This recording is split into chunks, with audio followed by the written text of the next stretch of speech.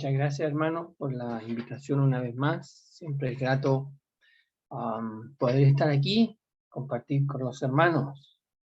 Vamos a continuar entonces leyendo y meditando algunos versículos de aquí de 2 de Timoteo capítulo 1. Vamos a comenzar la lectura en esta oportunidad, versículo 8. Entonces, 2 Timoteo capítulo 1, versículo 8.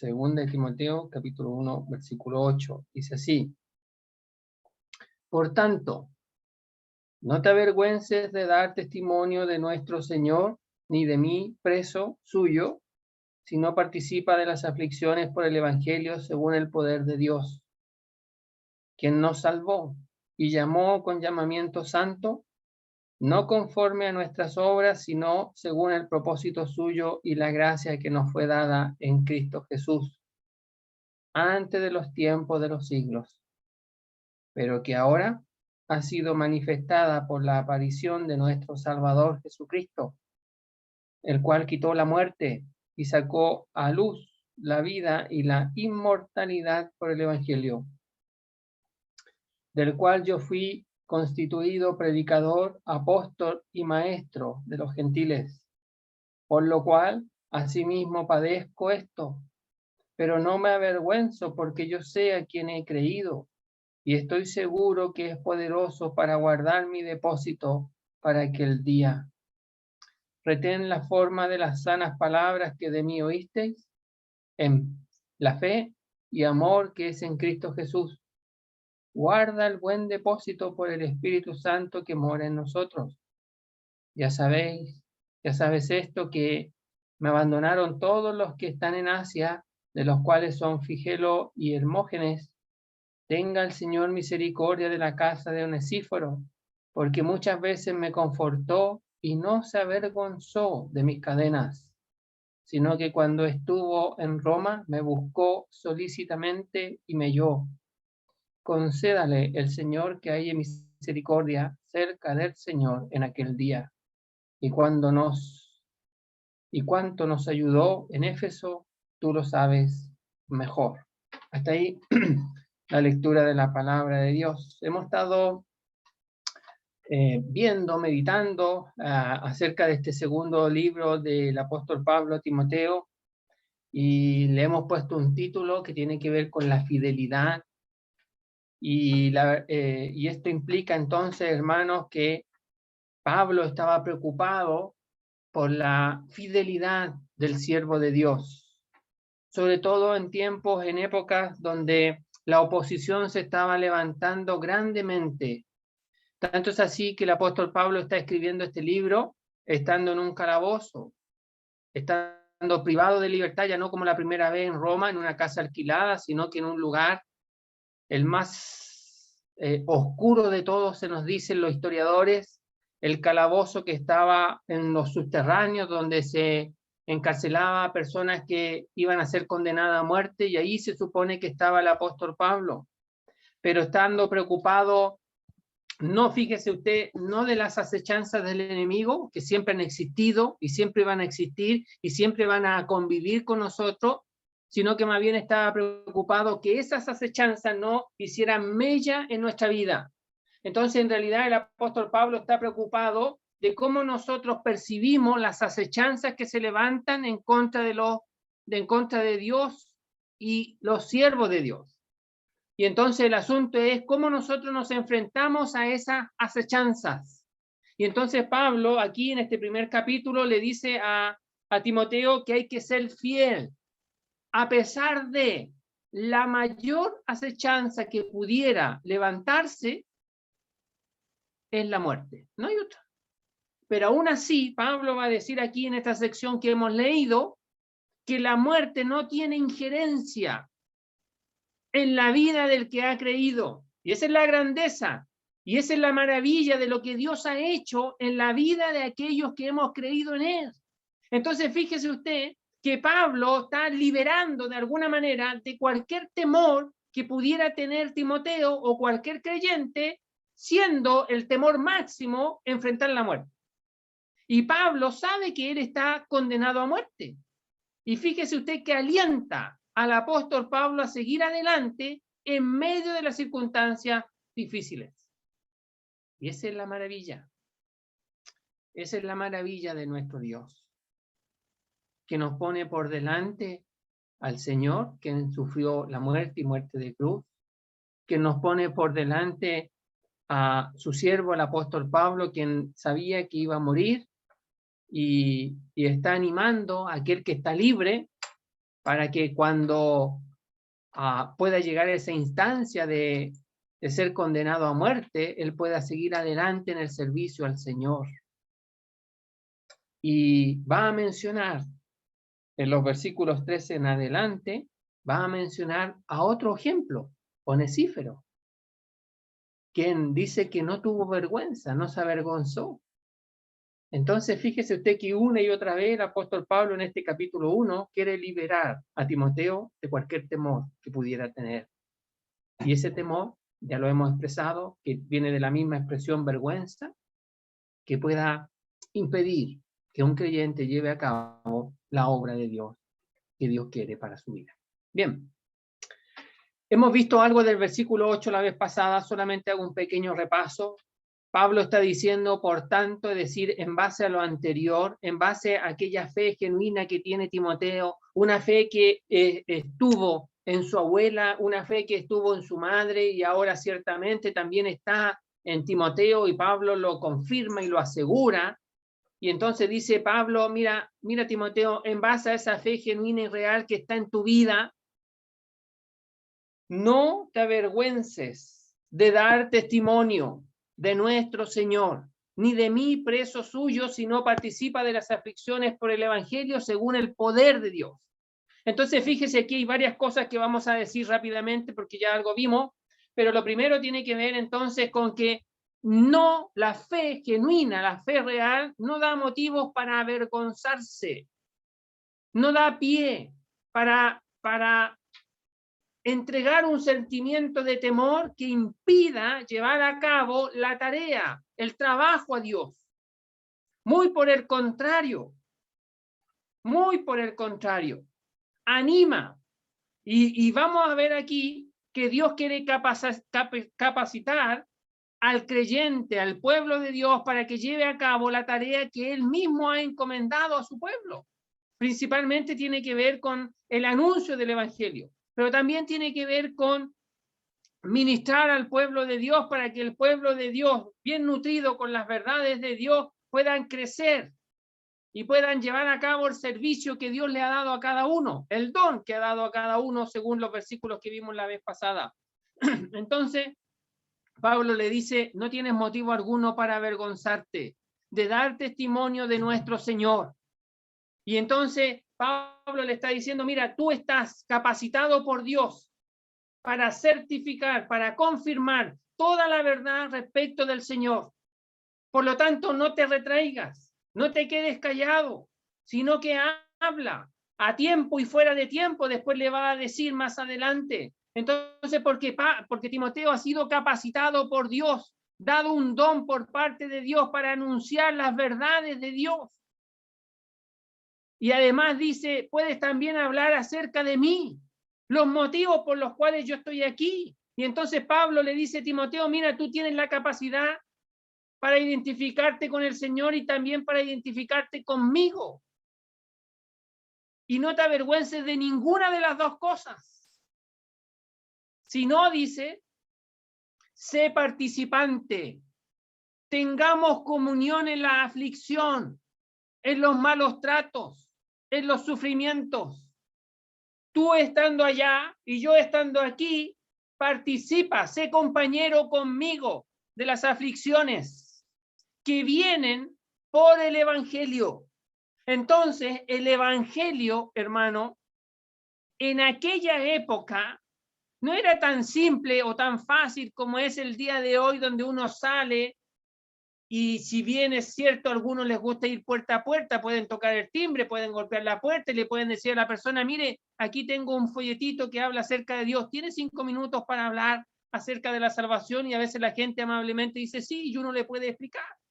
O a veces va caminando por la calle o en una plaza y uno le puede decir, señora, ¿le puedo regalar algo de Dios? Sí, claro, y uno puede conversar. En aquella época, muchos se levantaban para perseguir al apóstol Pablo. Era un hombre, era un siervo de Dios que no podía estar mucho tiempo en alguna ciudad, aunque tuvo mucho tiempo en Corinto, por ejemplo, donde el Señor lo utilizó para escribir algunos libros ahí. Pero en general, Pablo llegaba a una ciudad, se le decía de él, este es quien trastorna al mundo entero con su enseñanza, y claro, porque hablaba de uno que murió, pero que había resucitado y que era el Salvador del mundo. Y para todos le llamaba la extrañeza de un Salvador que había muerto, pero que ahora estaba vivo. Y entonces decir esa verdad en el mundo, en la época en que Pablo estaba ahí, a algunos le parecía una locura. A unos le dijeron, cuando Pablo habló de la resurrección del Salvador, algunos le dijeron, ya Pablo, mira, en otra oportunidad seguiremos oyéndote, porque la verdad es que como que no nos cuadra muy bien que un Salvador tenga que morir. Y entonces el Evangelio producía eso. Pero también, si bien es cierto, el Evangelio puede traer persecución, puede traer tribulación, puede traer malos tratos, puede producir que la gente se moleste, pero también, fíjese usted aquí, dice Pablo, sufre todo eso conforme al poder de Dios. O sea, Dios capacita. Dios capacita al creyente para que pueda permanecer bajo la aflicción, bajo la prueba. Entonces, fíjese que no depende de nuestra capacidad, no depende de nuestra fuerza humana, sino que más bien depende de dejarse influenciar por el Espíritu de Dios, que nos capacita a nosotros para mantenernos firmes en medio de las circunstancias difíciles. Ninguno de nosotros, hermanos, es lo suficientemente valiente como para poder decir, yo quiero morir por el Evangelio, y levantar al tiro la mano y decir, no, yo soy el primero que quiere morir. Todos iríamos al último de la fila. Todo mandaría, aquí diríamos nosotros los varones, bueno, las damas siempre quieren ser las primeras, y diríamos ya, las mujeres primero, diríamos nosotros, porque así somos. Pero aquí hay un poder divino, aquí hay un poder de Dios que capacita al creyente, sea hombre, sea mujer, para que se mantenga firme en medio de las aflicciones. Fíjese que en la antigüedad, si uno lee un poco de historia, fíjese que en la época en que Pablo está escribiendo, usaban a los creyentes, a veces, algunos, de antorcha humana. Literalmente los quemaban. Algunos lo introducían en el circo para burlarse de ellos, para que pelearan con fieras, con animales, con hombres que estaban a veces dedicados toda su vida a las luchas, a las batallas. Y ahí estaba el creyente. A veces se les pedía que hablaran mal de su fe. Y Pablo dice, Dios capacita, Dios da poder para soportar las aflicciones en medio de las circunstancias difíciles. Entonces, hermano, Dios quiere participar con nosotros en medio de las aflicciones que tenemos por causa del nombre de Él. ¿Nos damos cuenta de la tremenda misericordia de nuestro Dios? Fíjese que Dios no nos salva y nos deja solos, o nos deja a merced de lo que nos pueda ocurrir, y Él está allá en el cielo y nosotros aquí en la tierra desconectados totalmente. No, no es así, nunca ha sido así. Nunca. Dios siempre ha estado interesado en el hombre y en la mujer, pero mayormente ahora de su familia, de la familia de Dios, de aquellos que le sirven, de aquellos que están testificando y dando testimonio de Él. Dios siempre está preocupado y reclama toda la atención aquí en la tierra a aquellos que estamos sirviendo al Señor. Entonces, hermano, Pablo aquí está animando a Timoteo a que siga adelante con el servicio al Señor. De la igual manera que a nosotros, en el lugar donde Dios nos ha colocado, nos ha dejado ahí por algo. Y ese por algo significa mínimo servirle ahí, en el entorno en que estamos, con las personas que tenemos alrededor, un vecino, un compañero de trabajo, lo que sea. Y entonces Dios va a estar al pendiente, al cuidado y fortaleciendo para soportar lo que tenga que venir por causa del nombre de Cristo. Cuando Pedro y Juan fueron amenazados por el concilio después de haber sanado a ese hombre ahí en el templo que estaba pidiendo limosna, y el Sanedrín y el sacerdocio, cansados ya de escuchar de Cristo, los toman, los encarcelan, al día siguiente los enjuician, lo amenazan y hasta les pegan. Ellos antes de salir dicen, mire, nosotros es necesario obedecer a Dios antes que los hombres. Y fíjese que ellos salen de ahí, van a los suyos, cuentan lo que había sucedido, pero estaban gozosos de haber padecido por el nombre de Cristo. Y cuando elevan la oración al Señor, dicen, tú que creaste los cielos, la tierra y el mar y todas las cosas que hay en ellas. O sea, expresan una oración a Dios reconociendo la soberanía de Dios, el poder absoluto de Dios.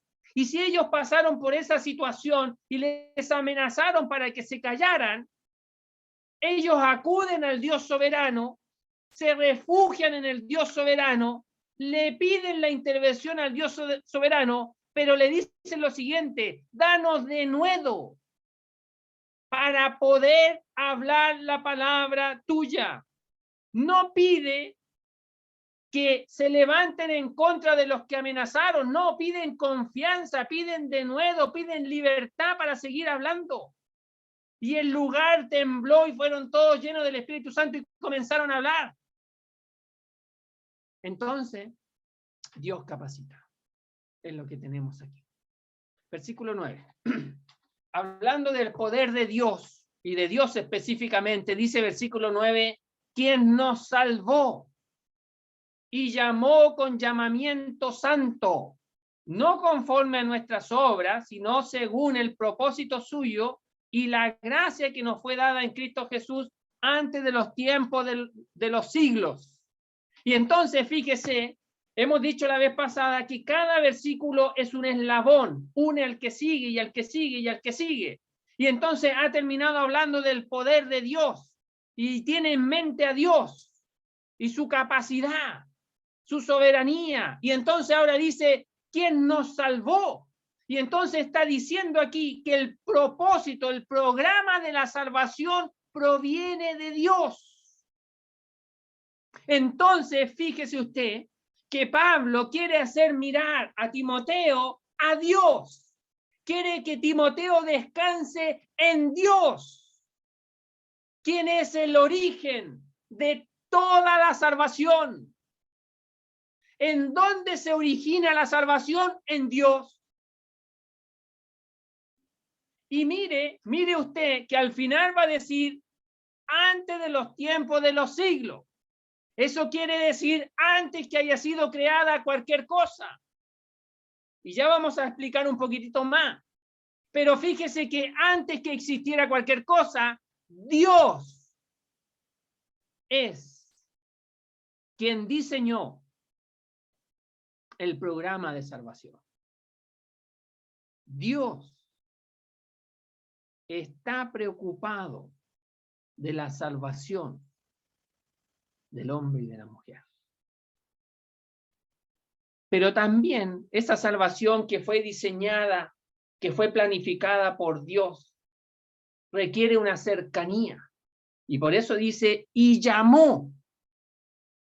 Eso que fue diseñado, eso que fue planificado, eso que expresa el deseo de Dios en salvar al hombre, tiene que llegar al hombre. ¿Y cómo llega? A través de un llamamiento, a través de un mensaje que tiene que ser oído y que tiene que ser obedecido. Y entonces Dios no solamente diseñó la salvación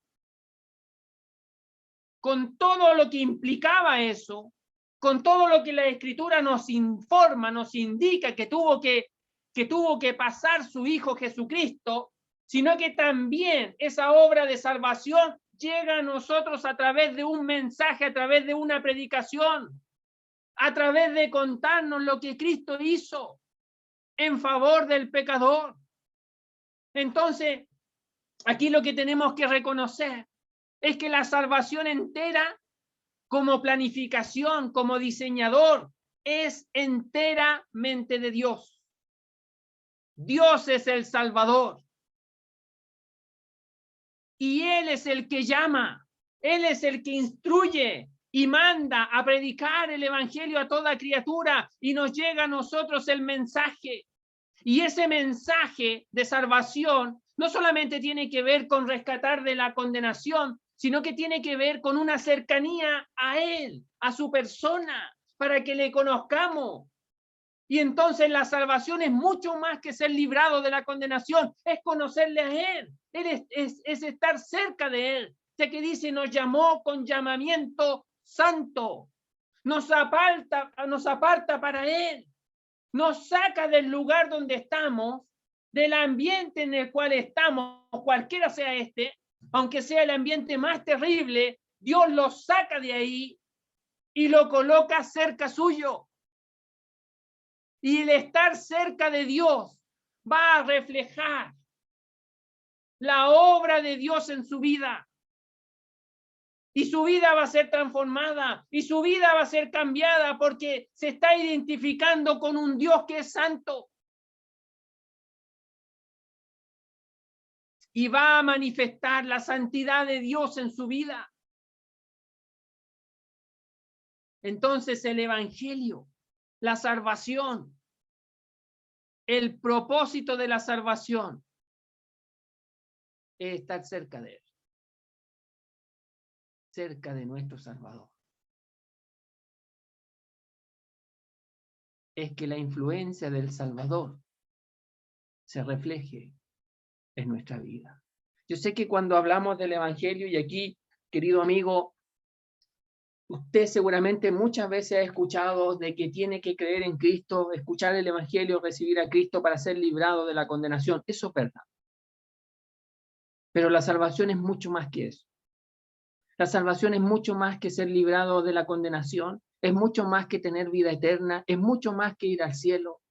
La salvación es tener comunión con aquel que le ha salvado. Es mantener una relación continua con aquel que le ha salvado. Es que usted ahora pueda disfrutar de la presencia, de la compañía, de la comunión con aquel que le ha salvado. Y Pablo le está diciendo a Timoteo, ese Dios que ha diseñado la salvación, ese Dios que ha entregado un mensaje y que ese mensaje ha sido divulgado por todo el mundo, ese Dios quiere que estemos cerca de Él. Timoteo, Dios quiere que tú estés cerca de Él.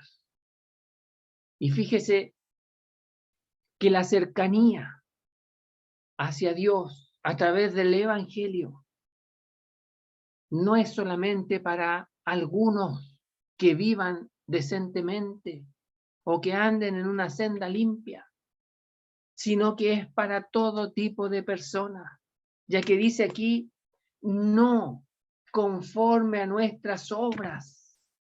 Es decir, la invitación que Dios hace a través del Evangelio para estar cerca de Él no tiene que ver con personas buenas, no tiene que ver con personas rectas. Es decir, no es una invitación para un grupo determinado de personas que muestran una excelencia de vida en este mundo. Con esto no queremos decir que no sea bueno vivir una vida decente. Claro que es bueno. Y ojalá todos vivieran de manera decente. Lo hemos dicho muchas veces, el mundo sería diferente si todas las personas vivieran decentemente. Y estaríamos todos agradecidos por la decencia del ser humano. Y muchas cosas se evitarían.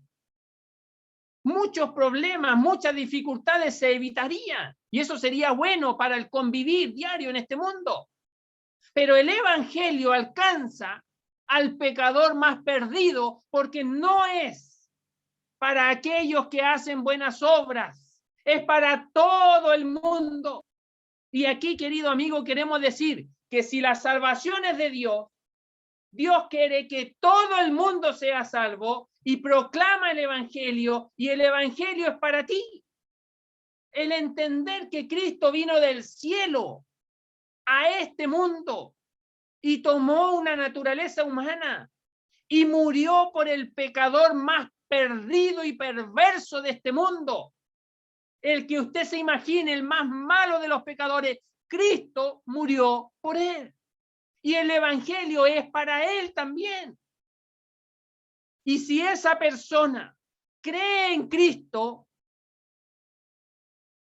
va a recibir no solamente la salvación y la vida eterna, sino que va a recibir la presencia del Espíritu de Dios en su vida y va a disfrutar de una cercanía, de una comunión con Dios quien le salvó. Y es eso lo que transforma la vida, es eso lo que cambia la vida del pecador perdido. Esa cercanía a Dios, producto de la gracia y del amor de Dios. Por eso la salvación es para cualquier persona que crea en Cristo. Y Pablo le está diciendo a Timoteo, tú no tienes que avergonzarte de este evangelio. Y si este evangelio produce aflicción, produce persecución, bendito sea, porque es un tremendo mensaje de Dios para el hombre perdido. No tiene otra manera el pecador perdido de tener una comunión con Dios. No hay otra manera. Querido amigo, si usted no es creyente, si usted no ha creído en Cristo por el mensaje del evangelio, no tiene otra manera de tener comunión con Dios. No hay, no existe. No existe otra manera, no existe otro camino. Es uno solo. Se llama Cristo. Porque Él es el que murió por usted. Él fue el que dio su vida para salvarle a usted. Por eso, cuando un hombre se iba a suicidar, Pablo lo detiene y le dice, no te hagas ningún mal, ningún daño, estamos todos acá. Él estaba al cuidado de los presos en una cárcel. Y entonces el hombre compungido pregunta, ¿qué debo hacer para ser salvo? Y la respuesta no se hizo esperar. Cree en el Señor Jesucristo y serás salvo. Cree en Jesucristo y serás salvo. Crees de corazón. Entonces Pablo dice, quien nos salvó y llamó con llamamiento santo, no conforme a nuestras obras, no conforme a nuestro trabajo, no conforme a nuestros sacrificios que pudiéramos hacer, pensando de que son para Dios, y si yo hago tantos sacrificios, si yo hago tanto esfuerzo, si me esfuerzo tanto en mi vida para agradar a Dios, Dios entonces tendrá que tener una cierta consideración conmigo. Dios tendrá que tener un trato diferente conmigo en comparación con aquellos que no hacen obra buena. Tendrá que ser diferente el trato. Respecto de la salvación, no. Será el mismo trato. Cristo es el único que salva.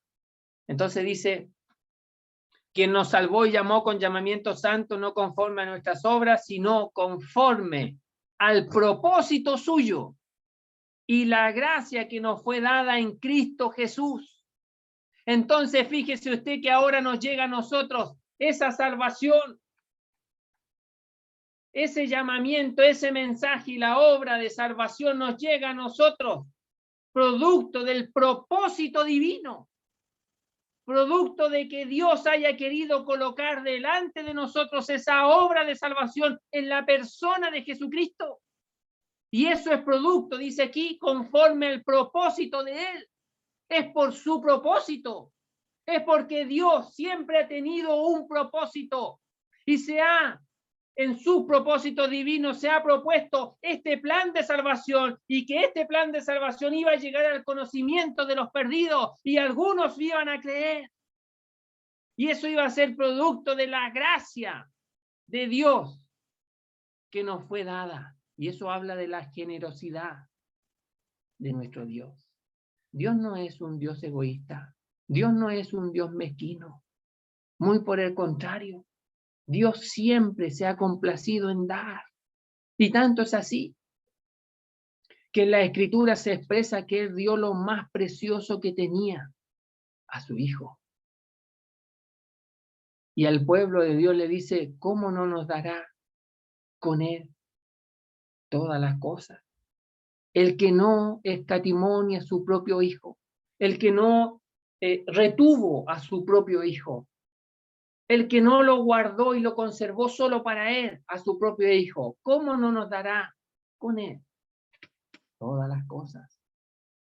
Entonces la tremenda generosidad de Dios que nos fue dada en Cristo Jesús. La salvación está en Cristo. El poder está en Cristo.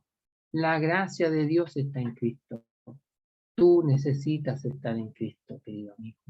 Y los que ya estamos en Cristo, tenemos toda la capacidad o capacitación espiritual dada por Dios para seguir sirviendo en este mundo. Pero además dice de que todo esto fue antes de los tiempos de los siglos. Es decir, en un lenguaje simple para nuestra comprensión, antes que cualquier cosa sea creada. Antes de eso. Entonces, fíjese usted que la salvación no es una consecuencia del pecado. Es decir, no es que Dios haya creado al hombre y a la mujer, y Dios terminó la obra de la creación, y después el hombre cayó, y la mujer cayó, y Dios se haya preguntado, ¿y ahora qué voy a hacer? Ah, voy a hacer esto otro. No, no, no. Era el propósito de Dios. La salvación del hombre. Dios siempre ha tenido en sus propósitos que el hombre viva con Él, delante de Él. Hizo todo lo necesario para que eso se lleve a cabo y nada, absolutamente nada, interrumpa ese propósito divino. Nada. Absolutamente nada. Y entonces, lo que ocurrió en el huerto de Edén, Dios en su soberanía, en sus propósitos, estaba considerado. Y la obra de la salvación no se modificó ni un centímetro, no se movió ni se reestructuró en cuanto a la estructura original. No se modificó nada. Aunque Adán y Eva pecaron, y aunque la maldad del hombre sea mucha, de continuo, solamente el mal, la salvación iba a estar por la fe en Cristo, porque Él es el Salvador del mundo. Entonces, vemos aquí el tremendo y glorioso mensaje del Evangelio. Obra de Dios, Él se compromete con el hombre para salvarle, a pesar del hombre, a pesar de lo que el hombre haga. Dios quiere salvar al hombre. Depende de ti, amigo, si tú quieres ser salvo.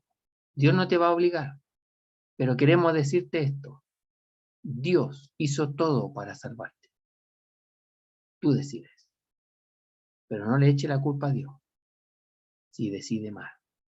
Y Pablo le dice a Timoteo, considera esto, todo lo que Dios ha hecho por el Evangelio, para que el Evangelio siga manteniéndose en alto, se siga anunciando. Y entonces dice que ese anuncio del Evangelio llega a nosotros, versículo 10, pero que ahora Ha terminado el versículo anterior diciendo de que todo esto fue diseñado antes de cualquier cosa creada, pero eso que fue diseñado en la eternidad pasada tiene que llegar a nosotros. Entonces dice, pero que ahora ha sido manifestada por la aparición de nuestro Salvador Jesucristo, el cual quitó la muerte y sacó a la luz la vida y la inmortalidad por el Evangelio. Y entonces, fíjese usted, eso que fue diseñado en la eternidad pasada, donde ningún ser humano y ningún ser creado estaba presente, solo lo sabía Dios Padre, Dios el Hijo y Dios el Espíritu Santo. Ellos nomás lo sabían, entonces ahora lo divulgan, ahora lo hacen claro, lo hacen visible a nosotros. Y entonces fíjese usted que tenemos un Dios que quiere compartir de lo suyo con nosotros. Y dice, pero que ahora ha sido manifestado, ha sido publicado. Es como si se ha corrido la cortina para que todos nosotros podamos ver. ¿Y qué es lo que quiere que veamos? Que Jesucristo vino para hacer visible la obra de la salvación. Eso es lo que significa cuando dice, y la aparición, o se manifestó por la aparición de nuestro Señor Jesucristo. Dios quiso hacer visible a nosotros, que nuestros ojos lo vieran. Y nosotros ahora, por el conocimiento de la palabra de Dios, lo creyéramos. Al igual que los que lo vieron, tenían que creer. Nosotros ahora creemos el testimonio de aquellos que le vieron, pero que tuvieron que creer. Y entonces nos damos cuenta nosotros de que el Evangelio nos trae, nos habla de Jesucristo, de su venida a este mundo y de la obra preciosa que él hizo, nuestro Salvador, Jesucristo. Él es el Salvador. Antes decía Dios nuestro Salvador y ahora Jesucristo nuestro Salvador. Porque ambas personas participan de la salvación. No hay contradicción. No es que sean dos salvadores de uno solo, pero que participan ambos de la salvación. Dios el Padre y Dios el Hijo. Fíjese que el apóstol Pablo escribió allá en 2 Corintios de que Dios estaba en Cristo reconciliando consigo al mundo entero. Es decir, Dios mira de frente al hombre en Cristo. Por la obra de Cristo mira de frente al hombre y el hombre pecador le da la espalda a Dios. No lo quiere mirar. Y entonces Dios invita al hombre. Reconciliados con Dios. Vuélvete a Dios. Dale la cara a Dios. Enfrenta a Dios ahora que quiere salvarte. Porque después el enfrentarse a Dios en el trono blanco va a ser ya tarde, muy tarde. Va a ser para enfrentar el juicio de Dios. Pero ahora te invita para que le enfrentes como Salvador, no como juez. Y eso es posible por la aparición de nuestro Salvador Jesucristo, el cual, con la obra que él hizo, mire lo que sucede. Quitó la muerte y sacó a luz la vida y la inmortalidad por el Evangelio. Quitar la muerte significa que le restó el poder que tenía la muerte, ese poder de atemorizar a la humanidad entera. Fíjese que la humanidad entera, sabiendo de que iba a morir, vivía atemorizado. Y entonces la muerte se enseñoreaba en un sentido de la raza humana, por ese poder que tenía, de que tarde o temprano el hombre y la mujer iban a morir. Y entonces el ser humano estaba viviendo en este mundo con ese temor de que un día, haga lo que haga, viva como viva, va a morir. No va a estar más aquí. Y eso causaba temor. Pero dice la palabra de Dios que Cristo participó de carne y sangre y triunfó sobre el que tenía el imperio de la muerte y libró a todos los que por el temor de la muerte estaban sujetos a servidumbre. Los libró del temor de la muerte, porque él cuando murió venció la muerte. ¿Qué significa eso? Significa que ahora la muerte no puede retener al creyente. La muerte ahora para el creyente es solamente un umbral, donde uno pasa de aquí, de este mundo, pasa por la muerte a un paso y está en la gloria, está en la presencia de Dios, está en el cielo, está en la casa del Padre. Y ahora la muerte para el creyente no es un túnel oscuro, largo, sin fin, no. Es una puerta nomás, es un marco. Es el marco de la puerta donde uno pasa de este mundo de tiniebla a la luz del reino de su amado Hijo. Eso es la muerte, conseguida por Cristo para el que cree. Y además dice, y saca o reluce la luz de la vida. Eso quiere decir que resplandece la vida nueva. Y esa vida que no se corrompe nos llega a nosotros por el Evangelio. Por el Evangelio. Entonces, nos damos cuenta que el mensaje glorioso del Evangelio habla de Jesucristo, que Él murió, dio su vida, enfrentó la muerte, con todo lo que eso implica, que el Hijo de Dios, Dios el Hijo, tomara una naturaleza humana para experimentar. La Biblia dice, vemos a aquel que fue hecho un poco menor que los ángeles, una naturaleza humana, a Jesús, para que por la gracia de Dios gustase la muerte por todo, gustase, es decir, hiciera suyo la muerte. Él no tenía para qué participar de naturaleza humana y experimentar la muerte del hombre y de la mujer, pero Él lo hizo suyo, Él quiso pasar por esas circunstancias para salvar al pecador perdido. Y entonces Él muere de la misma manera que muere cualquier persona. Estando en la cruz pudo decir al final, Padre, encomiendo mi espíritu. Encomendó su espíritu al Padre. Le entregó el espíritu al Padre y una vez que hizo eso, recién ahí, la muerte pudo entrar en la vida de Él. Pero ¿sabe qué? Al tercer día le vemos con vida.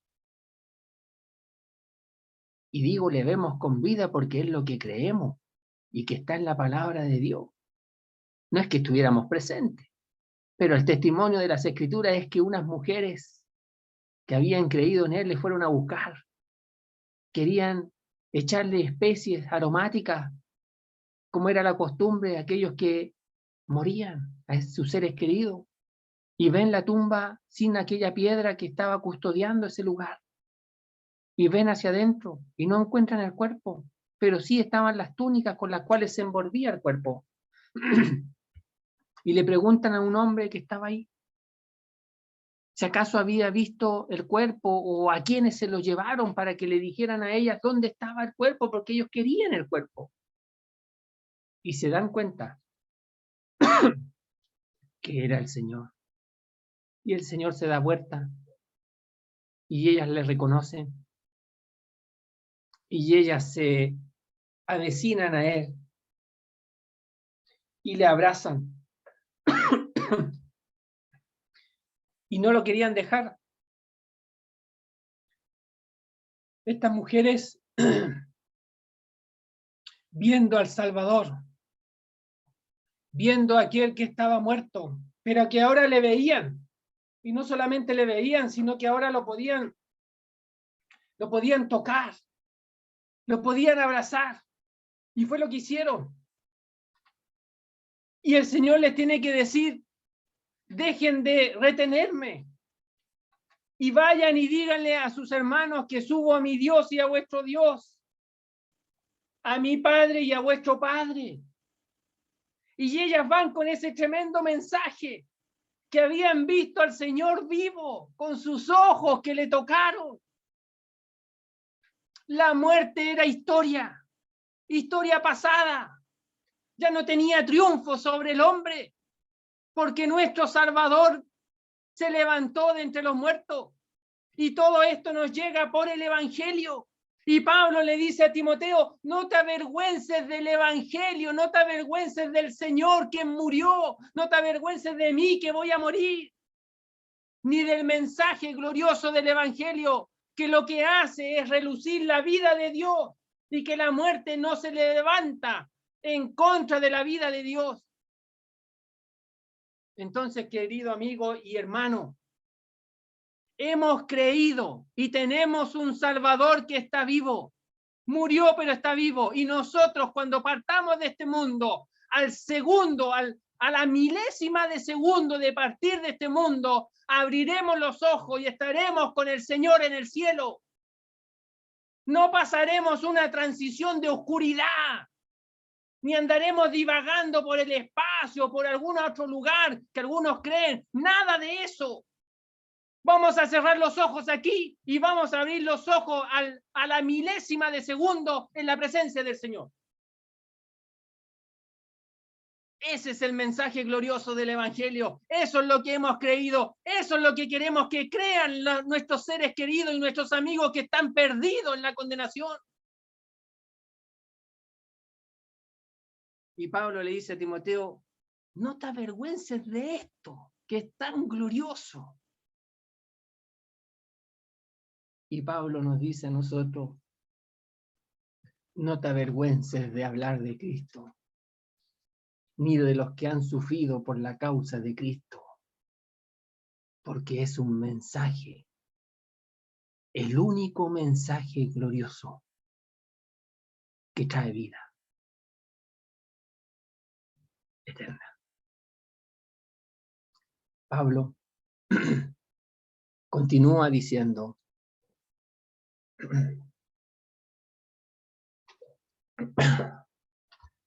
del cual yo que estoy preso, yo que estoy aquí en este calabozo, yo que estoy cerca de partir, pronto de partir, fui hecho, me colocaron. Aquí dice constituido, que fue que lo colocaron, lo pusieron como predicador, como apóstol y como maestro de los gentiles. Es la obra de Dios, hermano. Es lo que Dios ha hecho en la vida del apóstol Pablo, como también es lo que Dios ha hecho en cada uno de nuestras vidas. Y Pablo dice, mira, si Dios ha hecho todo esto en mí, yo tengo que seguir adelante con lo que Dios me ha dado. Y lo que a mí me ha dado es que Él me ha colocado. Él me colocó como predicador. Eso significa heraldo. El heraldo era aquel que anunciaba, si era un deporte, por ejemplo, era aquel que anunciaba las reglas del juego. Era la voz de los jueces de ese juego que se iba a realizar. Si estamos hablando de un rey, por ejemplo, el heraldo era la voz del rey.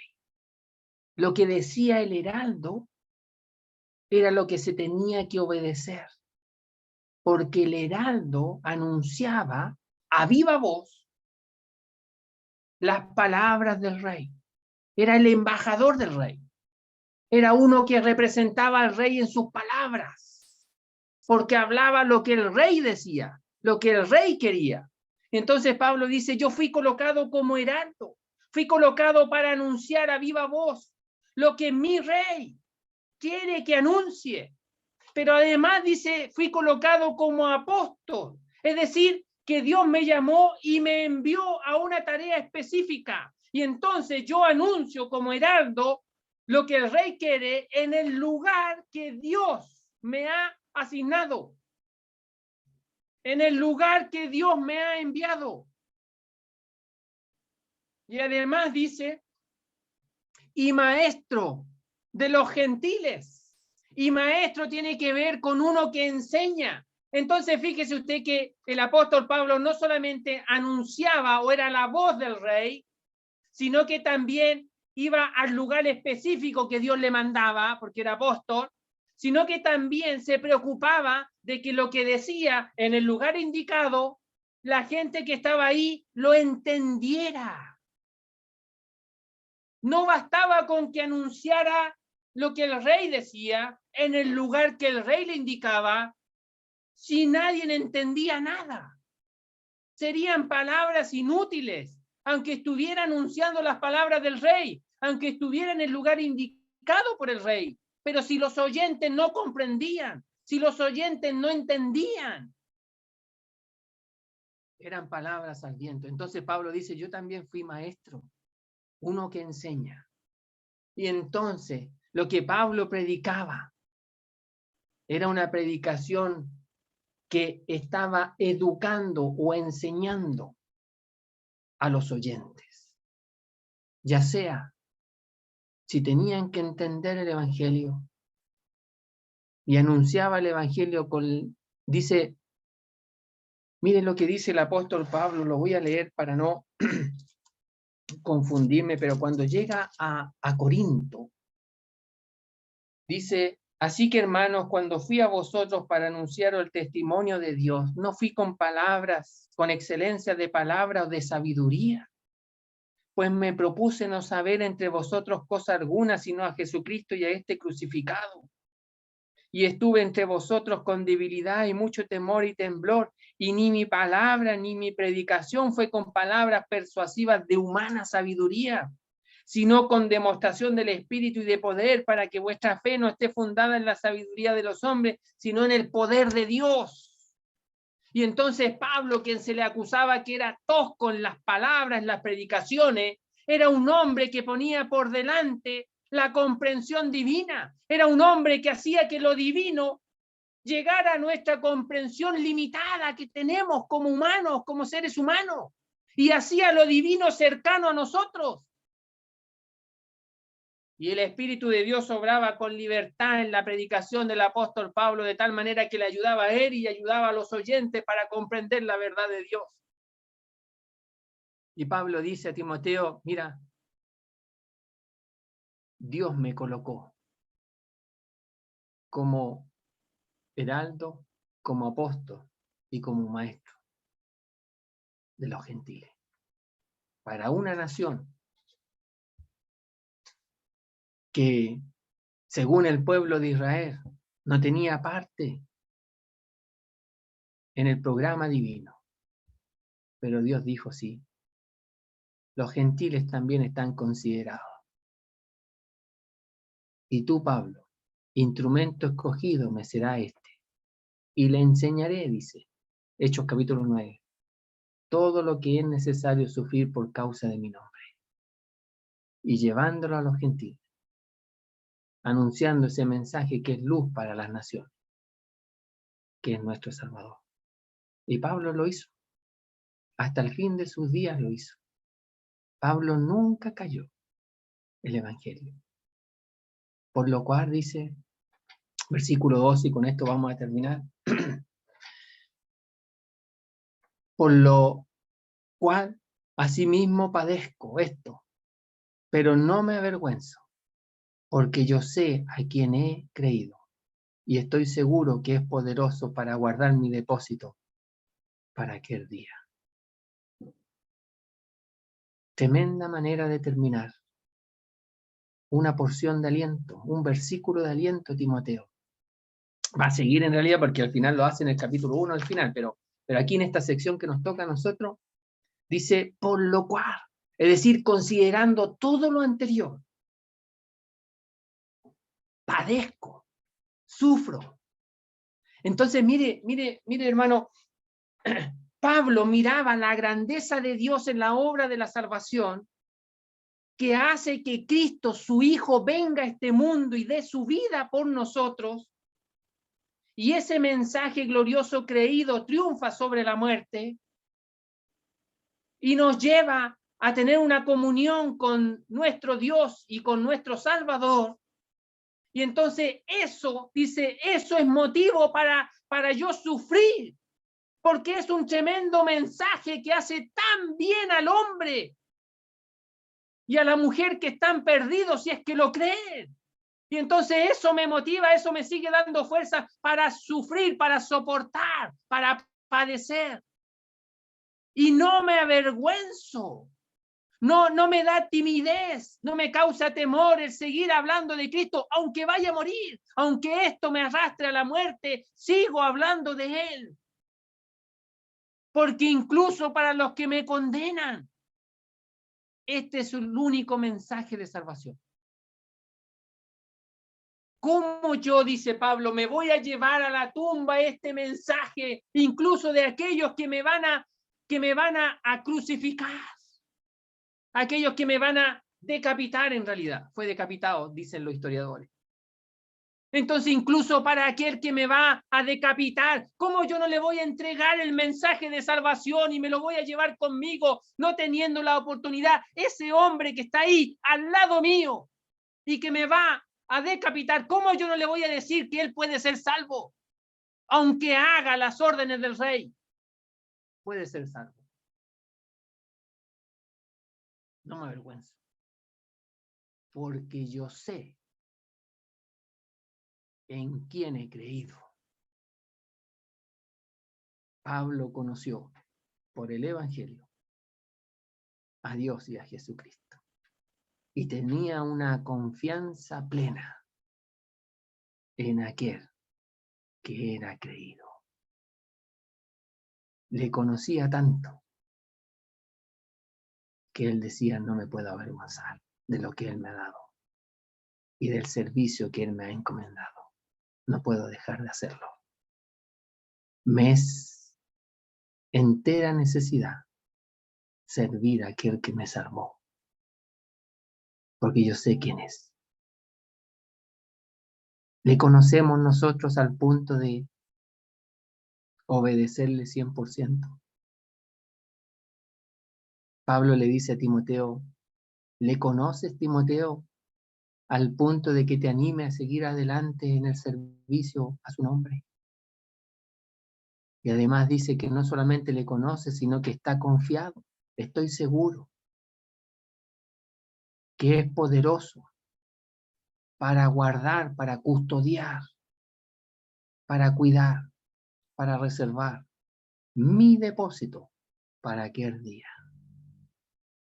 No solamente conoce al Señor, sino que también dice que es poderoso, que es soberano, que nada está por sobre él, y él tiene el poder absoluto para guardar, para custodiar, ser él el vigilante, ser él el guardia, y guardar mi depósito para aquel día. Esta palabra depósito ya ha aparecido antes en el 1 Timoteo 6:20 y va a aparecer después en el versículo 14 de este mismo capítulo, pero la diferencia, aunque es la misma palabra depósito, es que aquí en el versículo 12 dice mi depósito, o sea, el depósito de Pablo. En los otros versículos habla del depósito y se le dice a Timoteo que lo tiene que guardar. Aquí es el depósito de Pablo y se dice que Dios lo guarda o que el Señor lo guarda. No que Pablo lo tiene que guardar. Aquí es el Señor que guarda mi depósito. Entonces, probablemente lo que esto significa es que Pablo, sabiendo de que le van a quitar la vida, Pablo está diciendo aquí, yo estoy seguro que él custodia, que él guarda, que él preserva mi vida. Hagan lo que me hagan aquí, él guarda mi vida. Y eso va a relucir en aquel día, en el día de Cristo, en el día de la venida del Señor. Se va a reflejar de que Él preservó, de que Él guardó mi vida. No me hizo daño la muerte. No me causó ningún daño la muerte. Nadie pudo destruir mi vida, porque Él me la guardó, y cuando Él venga se va a levantar y se va a unir el espíritu con ese cuerpo transformado. Y va a venir todas las consecuencias de aquel día que comienza con la venida de Cristo y continúa con el tribunal de Cristo y con las bodas del Cordero y con su venida a este mundo después, por segunda vez. Y entonces Pablo dice, yo sé en quién he creído y que estoy seguro, estoy convencido de que Él es poderoso para guardar mi depósito, mi vida y todo lo que implica con el servicio que yo he realizado por amor a su nombre en mi vida en este mundo. Y entonces estamos hablando, hermano, aquí de las recompensas que van a venir en el tribunal de Cristo, de que Dios tiene plena conservación, de lo que Pablo ha hecho en el servicio a su nombre, y que todo eso está bien custodiado, está bien guardado, y cuando aparezca el Señor a buscar a los suyos y estemos en el tribunal de Cristo, Él no se va a olvidar de todo lo que hizo Pablo estando vivo, de la misma manera que no se va a olvidar de ninguno de nosotros todo lo que hemos hecho por amor a su nombre, porque Él es poderoso y porque Él requiere toda mi confianza y mi seguridad, que me va a levantar de entre los muertos, me va a dar un cuerpo transformado y disfrutaremos de todo lo que hayamos hecho. Materiales de oro, plata y piedras preciosas. Lo demás se quema, pero lo que no se quema, el Señor lo tendrá presente. Muy bien, hermano, disculpen, me pasé, vamos a orar al Señor. Nuestro Dios, nuestro Padre, queremos darte las gracias por el Señor, por su venida a este mundo. Y todo eso implica la obra de salvación. Esa obra preciosa que fue diseñada en la eternidad pasada, en el seno de la Trinidad, y que se concretó en este mundo con la venida de tu Hijo, nuestro Salvador.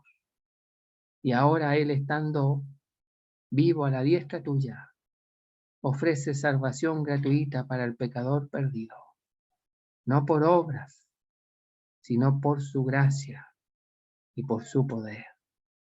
Te rogamos por aquellos amigos nuestros que aún no han creído, para que puedan rendirse a la obra de Cristo y a la persona de Cristo, quien es el Salvador.